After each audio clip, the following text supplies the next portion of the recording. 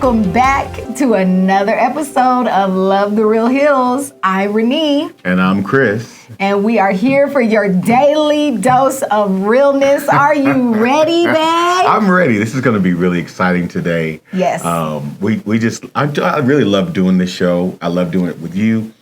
We love being real, being 100% uncut and raw, and really sharing and answering your questions and responding to all your comments has really been a rich experience for us as well, because I think we get to know more about people, more about each other, and then more about purpose and what we're kind of called to do. Yeah. And so that's been really exciting. Do us a favor, guys. Would you like and subscribe and share?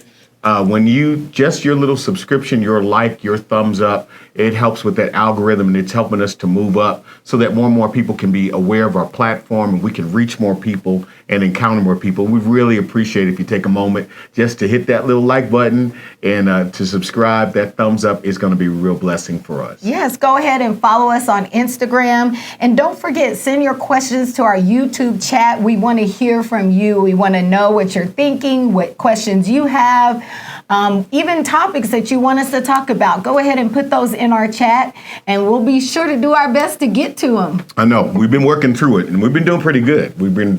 I think this is our 18th show together, 17 or 18th show together. And so we're excited. The season's wrapping up. We're going to end off with a bang. But let's get into this subject today. We're going to jump right in. What are we talking about? Today, we're asked this question. We get it from everywhere. And so we really wanted to address it and take a whole show to do it. Is we're going to talk about how do you discover your purpose? All right. Well, we're going to take a quick break before we jump in, and we'll be right back here on Love the Real Hills. See you in a minute. Higher Level Denver is here. Join us as we go to the higher level. Higher Level Denver with Dr. Chris Hill. But I'm about to get real free. Free in my mind, free in my body, free in my past, free in my future. I need a free person to give God a free praise right here. We are friends of God, friends of man, and friends of humanity. Transform your life. Find your voice. Get ready to roar. Join Dr. Chris Hill at Higher Level Denver this Sunday at 10 a.m. Higher Level Denver at the Roar Center, 3035 South Parker Road, Aurora, Colorado, 80014. See all that we're doing on the web at www.higherleveldenver.org.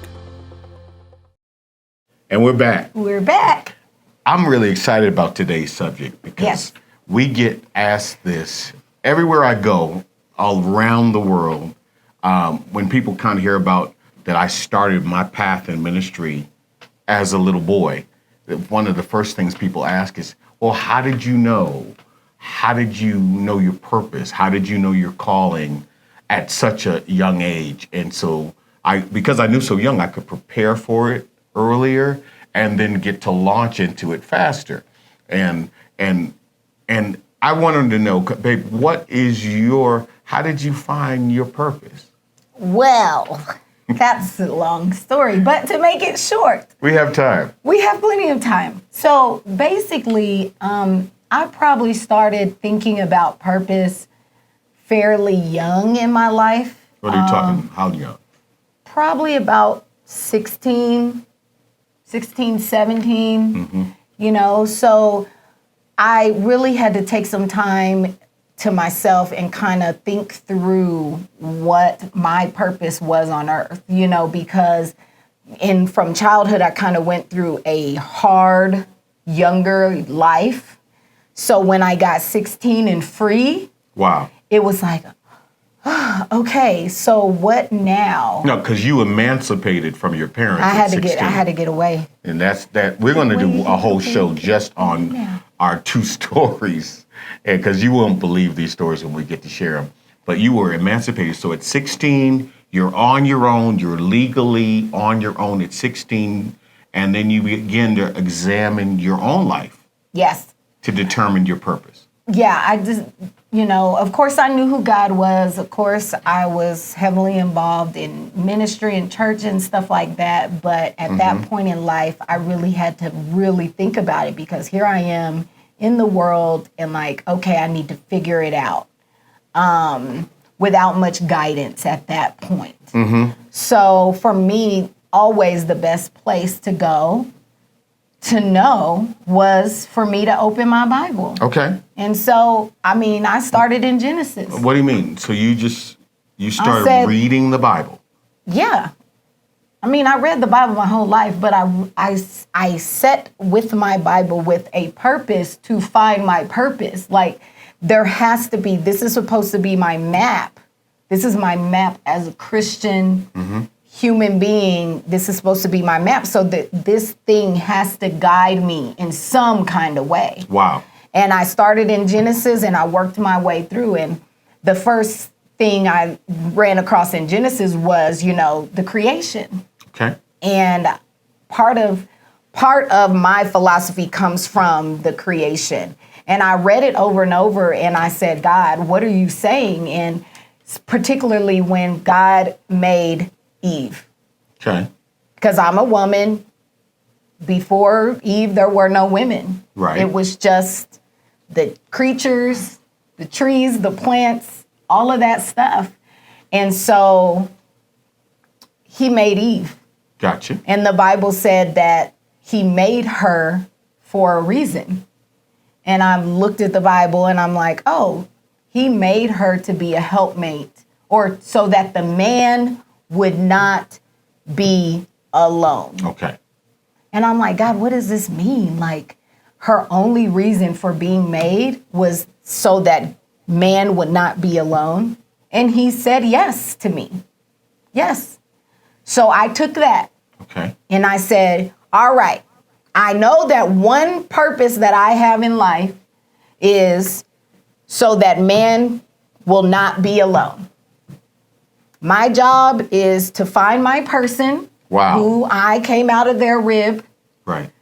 And when I find that person or they find me, my job is to make sure that they are not alone.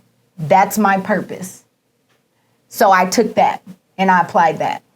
And then I read further in the Bible and the Great Command and the Great Commission. And, okay, there's my spiritual purpose.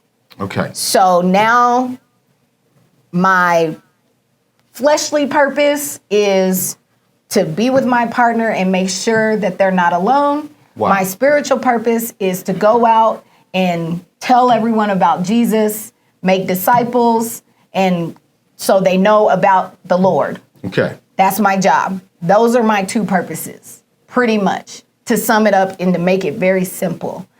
And Is there a third one? but then I have my personal purpose. Like, Okay. you're here on earth, you have your spirituality, you have your reality, but then you have all those things in your heart that come up, the desires of your heart. And it says that God gives you the desires of your heart. Right. So if they're there, God gave it to me. Okay. And those are the things like, again, another thing, he's like, go be fruitful and multiply. Okay. When he puts them out of the garden, he says, be fruitful and multiply, right? Right. So I know that I'm supposed to have children. That's another part of my purpose.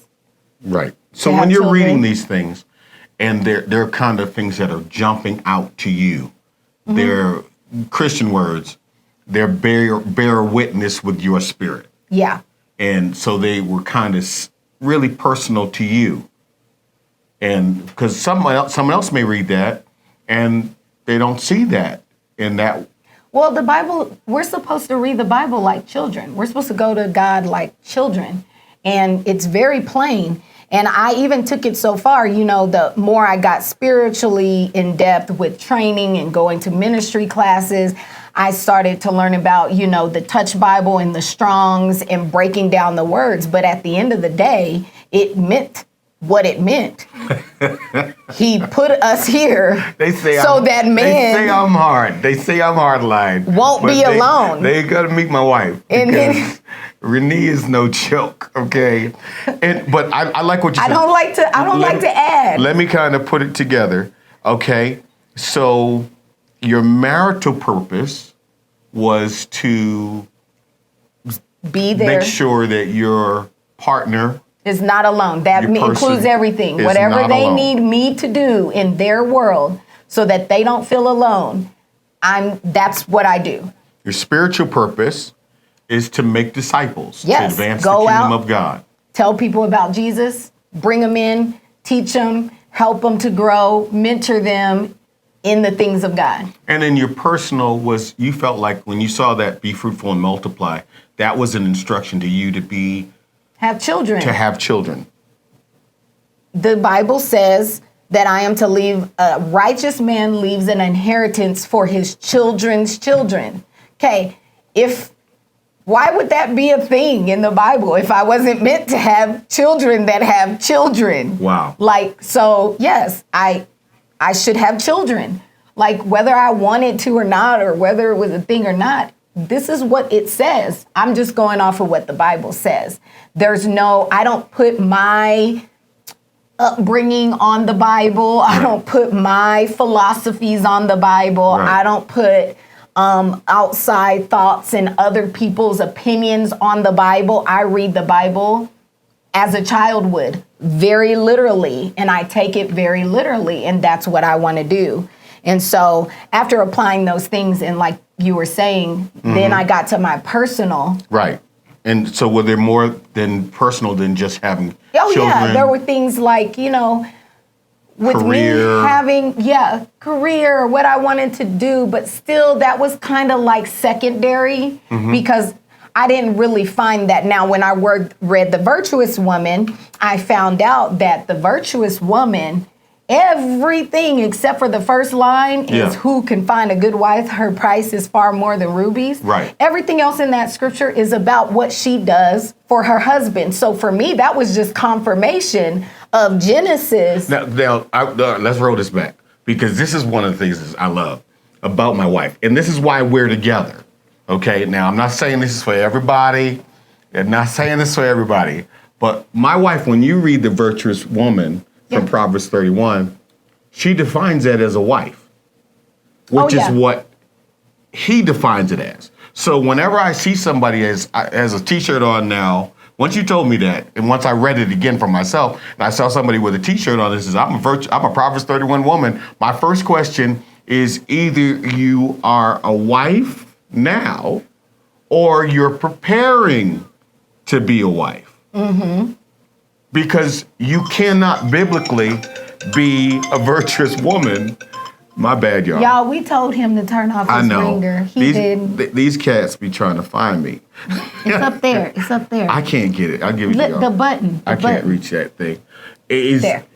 Is you cannot define yourself as a virtual woman out of the context of either being a wife or preparing to be one, biblically. And I defy you to come for me. Y'all know. I will put you in your place. And it will not be a good place because we're wrong. And because we're trying to be virtuous outside of the context of marriage, we miss it in terms of purpose. But with my purpose, I want to jump in here because, and I know we're Because punching. you're saying the wife. So let me say what he's saying, ladies, is what I read, every line Yeah. is what she does in her home for her household with her husband. So for me, I did take that as this woman But you're only became, 16 though. Yeah, 16, 17. So you weren't married till later. No. So you were. So I took it as I won't be truly virtuous until I have found my person. Wow. And I am You don't married. think you can just be preparing? You can be preparing, and preparing, I say, in the mental sense. Okay. Preparing mentally, maturity-wise, you're preparing for that time when you do find your person, Right. that you can be in the right mental and maturity state to be able to do the things that are required of you to be, so that he is not alone and doesn't feel alone. I mean, the virtuous woman was a boss. She's a baller. She was in the market. She was Right. buying and selling property and Right. cattle and He trusted her. Yep. He would give her his money. He trusted her with the things that needed to be done Huge. concerning their house. Her maids were taken care of. That means her children. homegirls, her BFFs, her aunties, her kids, everybody under her household were taken care of. They were dressed well. They were smart. They were educated. She made sure of those things. So a lot of women, you know, I know today take it as, you know, is getting married and, you know, doing things for their husband as they don't get to be, or it diminishes them in some way. And that is just wrong thinking. That is backwards thinking, because it clearly shows you in the Bible, but that's not the case. So for me, you know, those kind of things for me are insecurity. It's an insecurity issue that you need to deal with. Because when you're secure in who you are, it doesn't matter. You will never feel diminished by the excellence of who you are with. Wow. Diminishment comes from inside. When you feel diminished or you feel like less than, that is an insecurity that you have to address. It has nothing to do with your partner or your significant other's ability to allow or disallow you to be or do whatever it is you want to do. Because I tell you this, every woman I know that is a virtuous woman, or that I look at as a virtuous woman, they do what they do. They do what they want to do. They do what they feel. They, in the context of their relationship, that because, like the Bible says in Virtuous Woman, he trusts her. Right. To do those things. It's really interesting because this is just an American, this is a Western issue. My brothers and sisters who are watching in the continent, who are watching in India, the subcontinent, they don't understand what we're talking about at all, because part of their culture is marriage. And so that's the culmination of, when they read this, they read it, of course it's a wife. Only in our culture where we have developed kind of a single boss babe, kind of do it yourself, I don't need no man, you know, kind of thing. Would anyone even begin to think that they could be a virtuous woman when the book said, he who finds a wife finds a good thing, a wife of this value who can find? It's already defined within the context. And I think that sometimes we're just we're trying to adapt the Bible to fit our context. Exactly, and that's what I was saying. I don't do that, and I really believe women, girls, if I could give you any advice or anything I could say, is that you won't even understand or begin to understand the fullness of who you can be when you're single. Wow. As long as you're gonna stay single and I can do this by myself. That's not the way we were created. I mean, even God made Adam and decided, dang, Adam should not be alone. But babe, come on, but not everybody's gonna get married. They're not, because not everybody's gonna think that way, and not everybody's gonna come to the maturity level to understand what happens when you do things the way you were created to do them. But what about the person, I got to play devil's advocate, what about the person is they did the right things? What do you mean? They were married, they were a good wife to their husband, and they married Pookie and Ray Ray, and it went left. He did something stupid, okay? Stupid, like what? I don't know. Lots of stupid stuff. Okay. Hit him with a telephone pole. I don't know what he did, but it went left. What do I do then? Okay, dust yourself off and try again. If at first you don't succeed. Again, I'm just saying, it's not always gonna be perfect the first time. Okay. You may not find your person the first time. I didn't find my person the first time. Ruth didn't either. Neither did Ruth. I'm just saying, it may not be the first thing you do is it. Ding, ding, ding, I'm a winner. No. Sometimes we fall down. Again, the Bible talks about falling 70 times 7 and getting back up. Again, right? You fall, you get up. You fall, you get up. Things happen. So just forgiving yourself. Yes, and moving on. Forgiving yourself, understanding forgiving the other person. Understanding. But again, that is maturity. Wow. That's emotional maturity, and it takes deliberate, directed ability to develop that. One of the things I see is I see people they don't have purpose. And so it's one of the biggest questions we get is how do I discover my own purpose? And I believe that God knows your purpose. I believe that your purpose is hidden in God. And one of the things you said, and you read them so fast, is that you got saved. Yes, and I asked God. And then I went to God. But you said something else too. You said you got God's way, you got in God's way, and then you got into the ministry.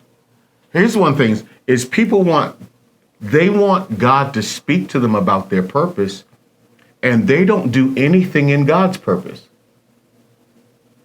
Why should God visit you in your funky room, okay, and step over those boxes of pizza, empty boxes of pizza, to tell you what you're supposed to do with your life when you can't even serve in his house?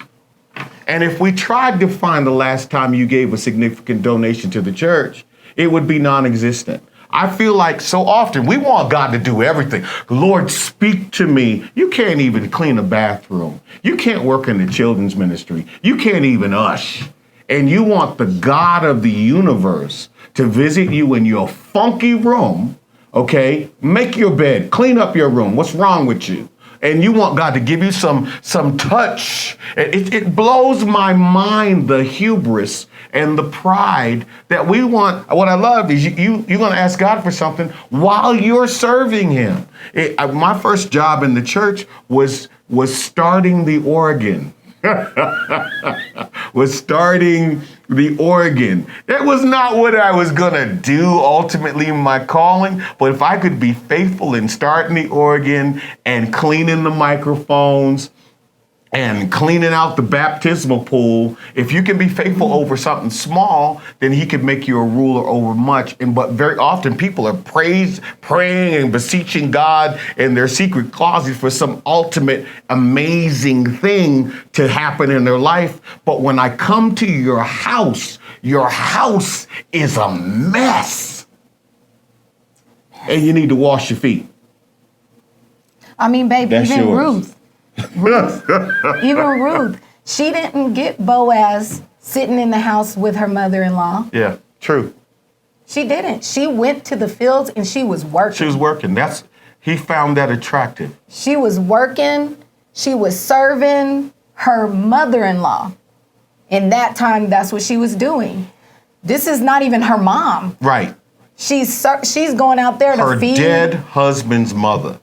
To feed her and make sure she has food and a place to live. She's out there working. That's so good. And she's staying in the back, waiting until they're all done getting all the good stuff and just coming around and picking up whatever little scraps she could find. She was serving. She's amazing.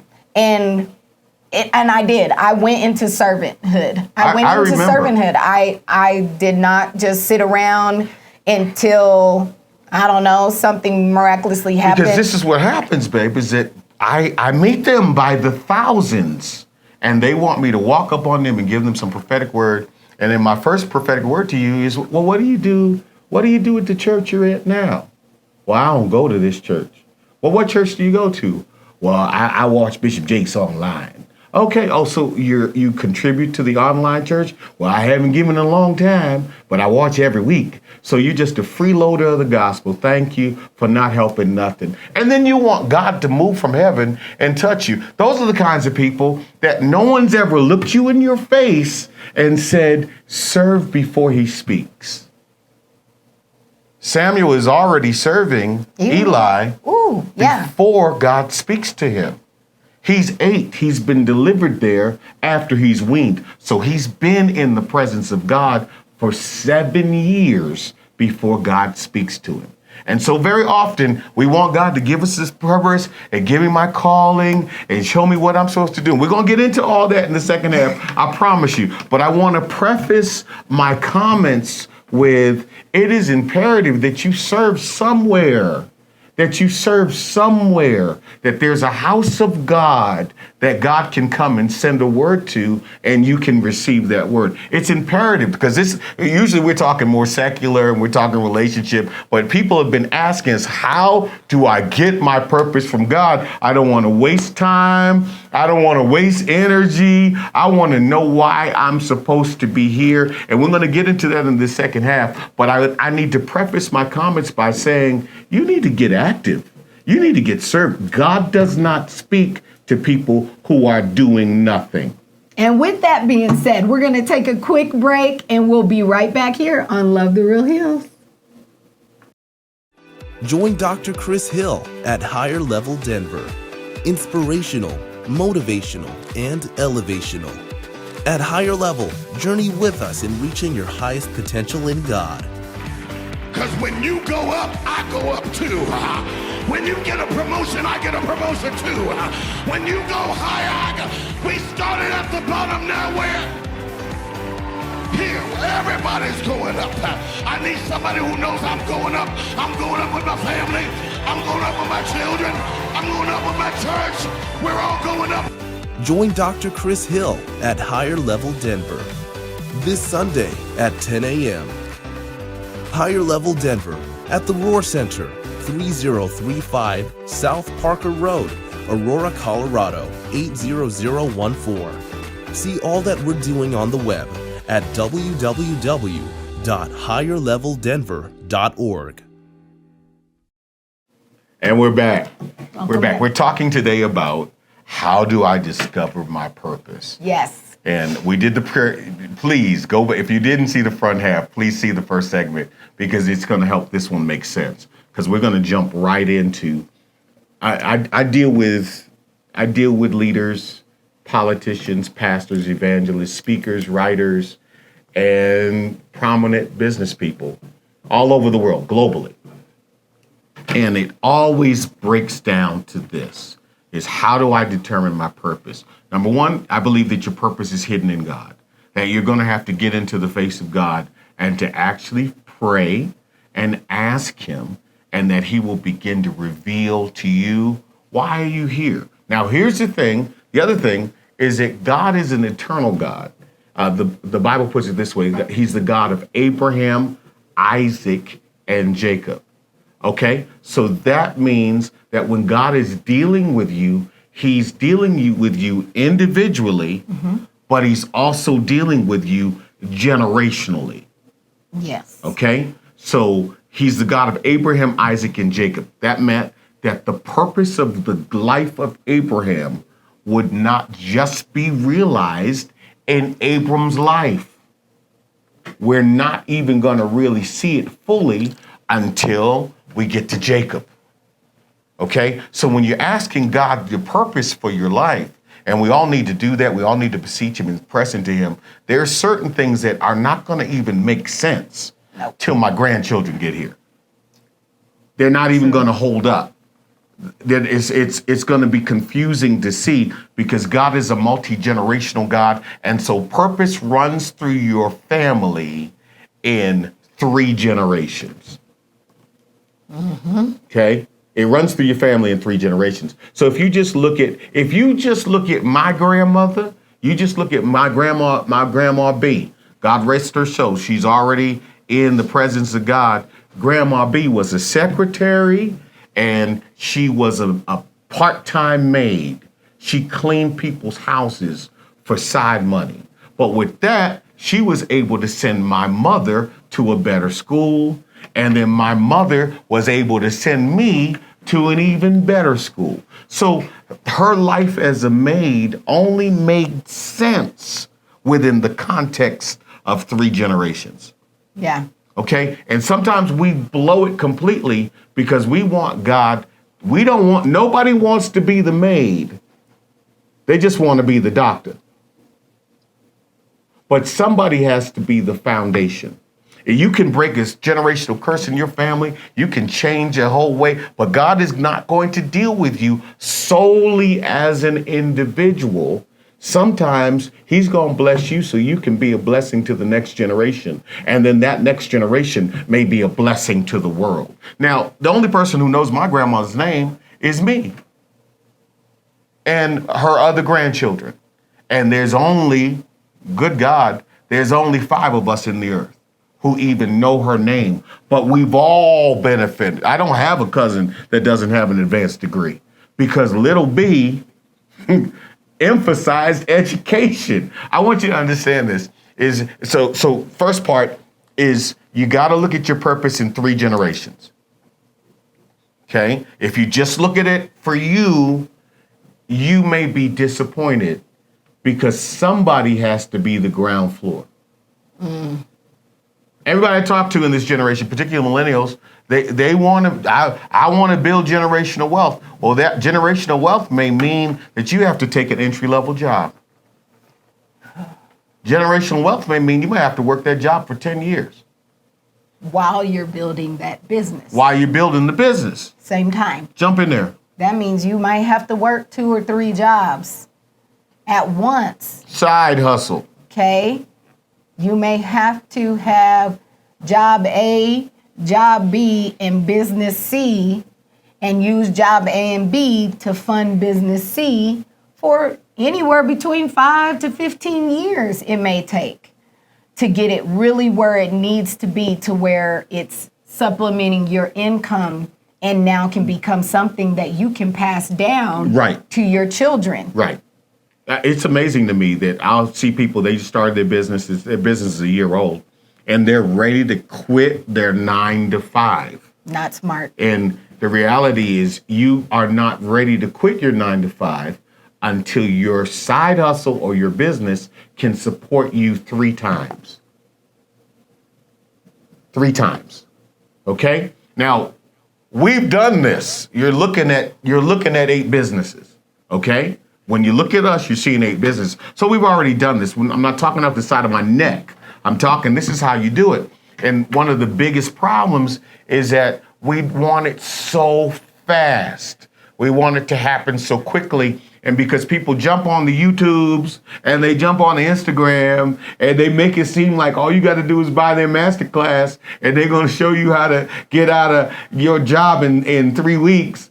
And you didn't realize you just gave them $300. You just gave them $199. And they got to quit their job because they found a sucker named you who bought their program, and they lied to you. Because really, most people, they bought their house with their 9 to 5.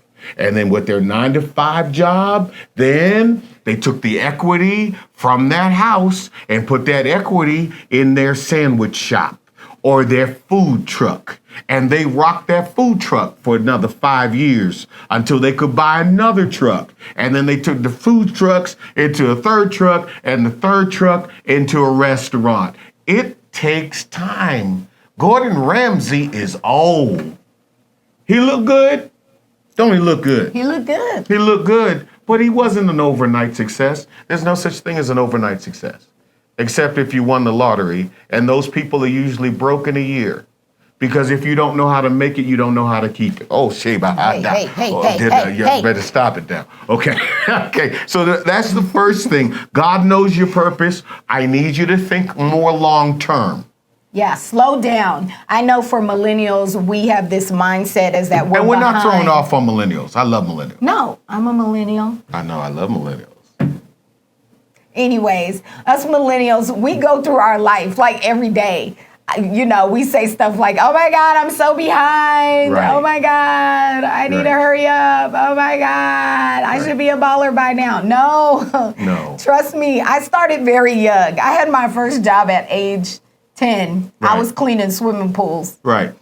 And then I was braiding hair. Right. And then I worked at McDonald's and Taco Bell. Come on.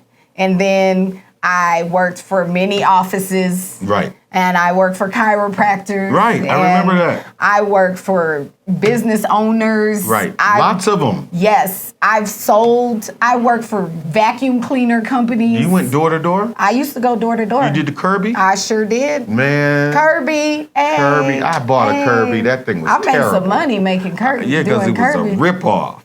Yeah, it was. Them things were expensive. It was expensive. Expensive. They were expensive, and by the time I paid it off, it was broke. But Kirby helped me get a car. It got you a car. It helped me get a car because that commission was kicking. I just did it long enough to get that car. See, but what I like is, so you're going door to door, you're hustle, you're drive, you're emancipated at 16, so you're paying your own rent and paying your own way. Yeah. But it's a longer process. Now you're in your late 30s. And you've done all this stuff. You've got all this experience, but you started at 10. Yeah, I really started. So you're 30 years 10. in. That's crazy. You're 30 years in. By the time I'm, Right. now. And that's the thing. We're not going to get past time. I know everybody wants to get past time, but God is the God of time. He's Alpha, Omega. He's beginning and the end. And when he introduces himself to Moses, he says, I am the God of Abraham, Isaac, and Jacob. I'm the God of multiple generations, and I operate through generations. So your purpose has to be seen within the matrix of generations. Now, once we get that understanding, let's move to the next thing, is I call it pace. Yeah. One of my little brothers gave me this. One of my little brothers, Mitch Summerfield, gave me this. I wanted to share it with you. Is the first thing is passion. Passion.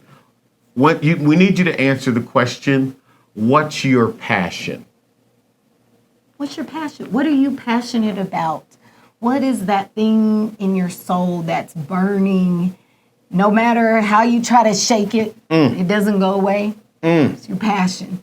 Your passion, your drive. Some people will call it your why. Why do you wake up? What wakes you up in the morning? What drives you? What makes you work? What will make you work hard? Somebody great said that until you know what you would die for, you have nothing to live for. What drives you? What is your passion? And you need to spend at least 4 hours, 3-4 hours, really plumbing the depths of your own identity to figure out what's my passion. Your passion can't just be Haagen-Dazs, okay? Your passion just can't be women. Your passion just can't be men. Because I know right now you got it going on. You got the perfect pecs. But one day them perfect pecs will be flabby flesh. You hear what I'm saying? I know them. You got them boobies is perky right now. But one day them 36Ds are gonna be 48 longs, okay? And so once that happens, you're gonna be. Do they swing low? Yeah, they wobble to and fro. Can you tie them in a knot? You can tie them in a bow, okay? One day it's all gonna change. And so if your passion is just sex, what we gonna do? What we gonna do? We're gonna Viagra you so much that when we put you in the coffin, they're gonna have to leave the bottom part up. What's up? Okay, your life can't just be about that. What's your passion? What's your real passion? What drives you? What wakes you up? Got to answer that. Now, once we get your passion, this is the hard part. This is the hardest one I'm gonna hit you with. What's your ability? Ooh, because sometimes we have passions that are so outside of our ability. I wanted to be MC Hammer. So unrealistic. Like, you couldn't, even if you tried. Can't touch it. I just you couldn't dance. do it. I wanted to be MC Hammer. I wanted to dance. You did? I did. Really? Oh. Stop. No. Hammer time. I can hammer time. I know she actually can. I married a dancer, but I couldn't do it. And I wanted to be Michael Jordan. Really? Okay. I wanted to play basketball. Really? Basketball is my favorite sport. I can't even imagine him playing a sport. But I was altitudinally challenged. And I had a handicap. And I couldn't jump. I'm a black man who can't jump. I'm short and I played basketball. I know. You were, and I you was were good. really good. Short stack. Short stack, half Mac pint. attack, half a pint. She was amazing. I wasn't. Okay. And then I wanted to run. So I joined the track team, and I'm slow. I am the slowest black man in the history of black men. Okay. They put me on the long distance team with the white people. Okay, because I can run all day. I never get tired, as you can tell. I have wind forever. Okay, but speed is not what I have. So I have this passion for everything. I didn't have the ability. So what did you do if you didn't have the? Hold up. Okay. How did you realize you didn't have the ability? Because come on, let's be real on Love the Real Hills. Let's be real. A lot of people will have a passion and think they have ability. And the minute someone tells them, boo-boo, I'm not sure this is what you should be doing. This is they why, get in their feelings. This is why I love auditions. I do too, but they stopped doing stuff. I they love stopped auditions. doing auditions and I stuff. love when they raise that hand, okay, and they say thank you. Okay, that's how you know you suck. Okay, I knew I wasn't good at basketball because I was I was either the last one picked or the next to the last one. And usually I kicked the last one in the balls first. Okay? Just to make sure they all hobbled over. Okay, because I didn't want to be the last one picked. Babe, that was so mean. I needed Jesus. I got saved for a reason. Okay? But I also realized I wasn't good. I wasn't good at it. The last trophy I got was for kickball in the 4th grade. So, but Because I could do the bouncy. So, babe, recognizing ability. Means, You don't know how many people I've met who want me to mentor them on preaching, and then I say, send me a tape, send me a video. You do know, because you live with me, and we will sit there and watch somebody who should be a mime artist. You should mime. You should mime. You should not speak. See, I came up in the old day, and you had to do a trial sermon. Yeah. See, they did away with the trial sermon like they did away with the audition so that they could say, brother, we feel a strong call on your ministry to teach. But we do not feel, them deacons say, we do not feel like you're called to preach. See, we did away with that, and you could just go to cemetery and and pay your money, and you go to that seminary and they'll give you a degree, but you still don't get a phone call because it may not be your ability. Okay? Now we can work on your ability, but there's a limit to what ability can do. I will never be Picasso. Don't look like that. I can't do stick figures. I can't draw. I can explain to you how to draw. Okay? I can explain to you why a Picasso is beautiful and why it's expensive, but I can't do it. I think we have to begin to embrace that we may be passionate. I'm passionate about football. You are. Okay? I love me some football. You love it. I love college football. He'd be like, let's go. We got to get home. The game is coming Skull on. Buffs. Skull Buffs. Okay? I'm all for that. I like all football. I like it all, but I'm not good at it. It's not within my ability. My father was an incredible football player. But what is that? What? What is telling you that it's not within your ability? What is inside? Failure. Failure. Failure told you? I tried it. I failed. If at first you don't succeed, drop like death the filthy deed.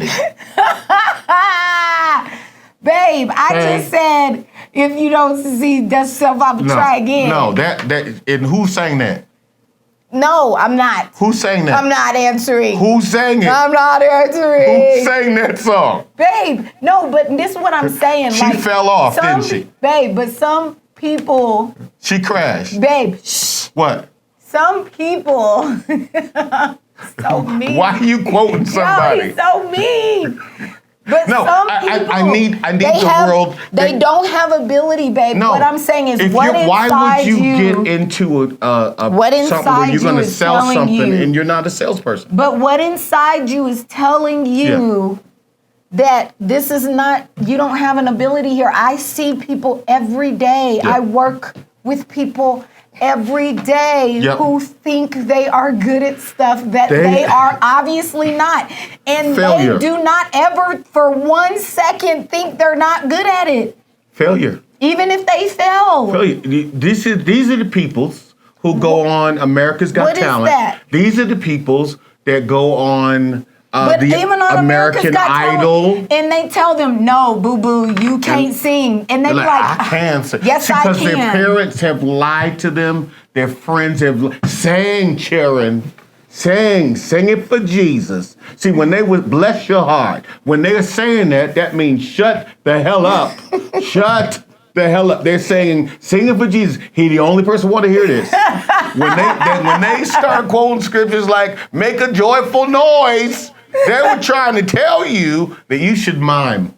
Okay, so babe, like, you know how you don't want to hurt people's feelings? Like, you know how you don't want to hurt people's feelings, babe? Like how? Mime. So how do you not? You know you don't want to hurt. Well, you know some people don't want to hurt people's feelings. I'm not one of those people. But you know how You're you're very trying now to direct. hurt people's feelings? Yeah, it's just Like, and they don't see they can't that they see don't it. have ability. What do you do? Is I say, okay, are we let favor be the fleece. Let favor be the fleece. Gideon put out fleeces for the Lord, and that was his indication that he was going in the right direction. I say, let favor be the fleece. But every church I go to, they want me to be in the choir. Right? Ain't that favor? Yeah, your mic's not on, boo-boo. Your mic's not on.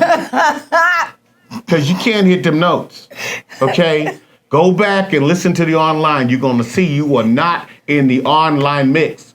Because you're probably not supposed to. But I meet people, and they get to be in the choir. I was in the choir, baby. I love the choir. I didn't have no voice to be on the front line. Put me in the back line. Do you know the light? That's my note, okay? That's my ability. I am a baritone, okay? And be comfortable in that. But then I meet people, they will leave the church because they didn't get the solo. And we say so long. So long, So suckers. long. Because, sorry. No, don't do that to people. Don't do that So, to babe, people. are you saying that it is okay It's this okay. day and age to be honest and tell people when they're really not good at It something? helps. If you're too.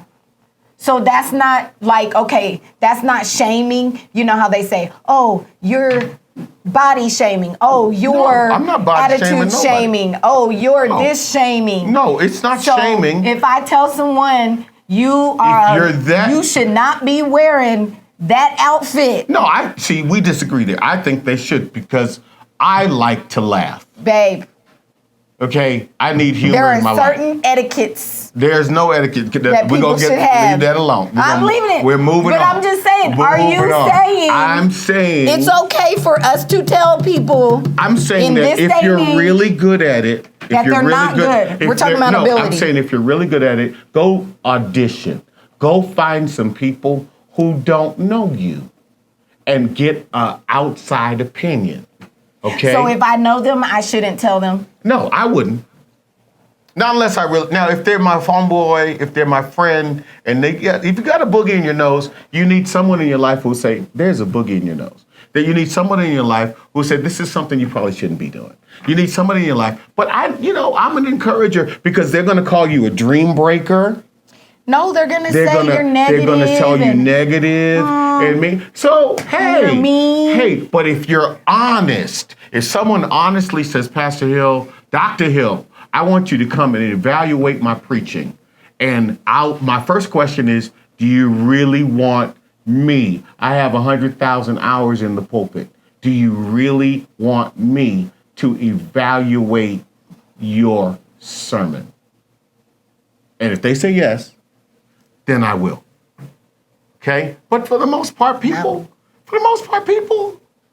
But that's preaching. But what about us, the normal ability. people in the world, you know? ability is let favor be the fleece. If you're good at sales, you can sell jewelry.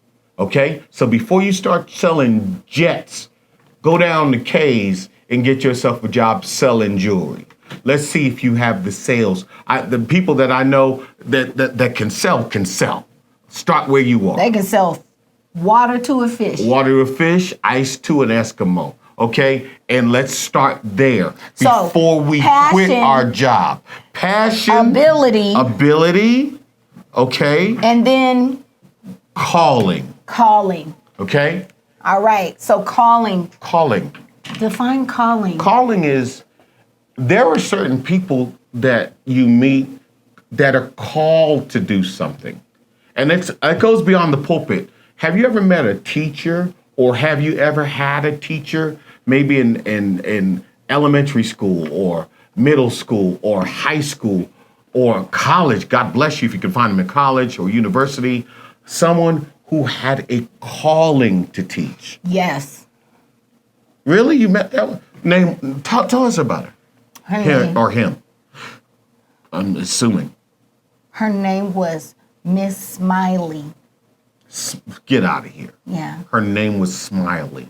She was a great teacher. She was called to do it. Yeah, because she wasn't annoyed. Wow. Like when she came to school every day, she was happy to be there. She would create ways to make the learning experience fun for us. Right. And entertaining. Right. To where we would enjoy it enough to learn from it. And she was always pleasant. You know how you go to like Starbucks or McDonald's and you go through the drive-through and you say, "Hi," and they're like, Madam, 1 minute. Madam, 1 can I tell you minute. what to pay? 1 minute. Right. And then you say, Hold "Okay, on. thank you." And then they come back, "Yeah, what can I get for you?" Right. "Okay, pull to the window." And then you get to the window and you're smiling Okay. and they're like Have you 1705. have like you ever had a attitude, like barista who is called to do it? yes. There's this one that I go and visit daily on my way to work Okay. because Why? Because she just answers the thing and she's like, "Hello, welcome to Starbucks. What can I get for you today?" And I say, "Oh, can I get See- a green tea?" And she's like, "Oh, sure. Is that all for you?" And then you get to the window and she opens with a smile and Right. she's like, "Oh, hi. Right. Nice to see you again." Right. That'll be 5:37. Now, see, and here's the thing: is I already know, but you tip her ridiculously. Yeah. I've You always, go see her. I want a her job. shift. I want a job to open up so I can go hire her. You just want to hire her. Favors the fleece. Favors the fleece. Okay, one of our sons is a what do you call it? Maitre d', a host at a restaurant. Yeah, a host. He's in grad school, so he's just working at a restaurant, make a little money on the side. Okay, he memorizes everybody's name and where they like to sit. Where they like to sit as the host. He averages $200 in tips as the host. He's filling his gas tank with the money from the tips because he memorizes everybody's name, what they want to eat, and where they want to sit. And he's not the waiter, he's the host. My point is, favors the fleece. Favors the fleece is if that calling, we can see your call. I can see it. It kinda jumps out. It jumps out. If you're an educator and you're called to do it, you educate way better than somebody who's just doing it as a job. See, I never had one teacher who was called to do it. Really? Yeah, I only had one. I never had one. Only. I don't remember any of their names. They can all rest in pieces. Okay? May you rest in pieces. I don't remember none of your names because all they did when I went to public school. Okay? My sons didn't, but I did because I had to be the I had to be the joint in this chain. Okay. Here's the thing: is I would walk into class, baby. They write on the board, "Shut up." Not good morning. Shut up. And I realized later, oh, you weren't called to do it. So we're talking about your passion. We're going to talk about your ability. And are you called to do it? Is it like, does your heart sing? When I'm teaching, is it when easy? Is it natural? It comes just, out of you even when it's not trying to. I write, it's just easy. Yeah, it's not hard. It's not. I talk. It's easy. It's my call. Can y'all see? It's. I know, baby. I know. We got to get out of this segment. We're gonna come right back in a minute, and we're gonna give you number 4. We're gonna give you the E, and we're gonna give you the E in just a minute because we want you to find your purpose. We'll be right back. Higher Level Denver is here. Join us as we go to the higher level. Higher Level Denver with Dr. Chris Hill. But I'm about to get real free. Free in my mind, free in my body, free in my past, free in my future. I need a free person to give God a free praise right here. We are friends of God, friends of man, and friends of humanity. Transform your life. Find your voice. Get ready to roar. Join Dr. Chris Hill at Higher Level Denver this Sunday at 10 a.m. Higher Level Denver at the Roar Center, 3035 South Parker Road, Aurora, Colorado, 80014. See all that we're doing on the web at www.higherleveldenver.org. And we're back. All right, we were talking about pace. Pace, finding your purpose. How do I find my purpose? And earlier we talked about P being your passion. A, ability. C, calling. And the last one is experience. Experience, like how much education do you have in this area? Have you taken time to even learn about this area? Have you taken time to go to school and get as much education as you can in the area you're passionate about? Sometimes your, volunteerism, doing things things you do and, go and volunteer. Like, oh, I think I enjoy animals. Well, I'm going to go volunteer at a couple of animal farms. Come on. First, and make sure I really enjoy animals. I may decide, I'm really interested in science. Because that's true. That's real. I'm passionate about horses. You are? I am. I would love riding horses. Okay? I do. Hee-haw. Okay? I love it. But I ain't shoveling no horse poo. Fertilizer. Okay? The first day, they say go clean that stall up, Reverend Doctor. Baby, it's the easiest thing. You take a shovel and you scoop it. But I have to smell it. Babe, you smell it when you ride the horses. It's behind me. You see what I'm saying? God put all that behind you. Okay? And so the air is in your face. Sometimes, what you're saying is sometimes you may think you're passionate about something until you actually take time to experience it. Right. Go in detail, find out more information about that thing. See I think I'm a dancer. See what it takes to be a dancer. Put your leg up and see what it takes. The air. And how painful it is to be a dancer. Have you seen ballet dancers' toes? Ooh. Ballet dancers' toes is the ugliest thing you've ever seen. Put them in them little shoes with what's the point thing called, baby? Point. Oh, sorry. Point. When they say in point, it's a French word. Point. In pointers. On point. On point. They don't say it like that. They say point. Whatever it is. It's ridiculous. And I'm passionate about ballet. I am. I've seen the Nutcracker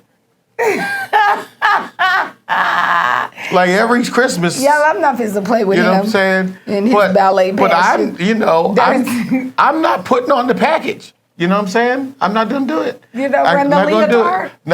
it. No, I don't have I need my tutu to be a 9-9.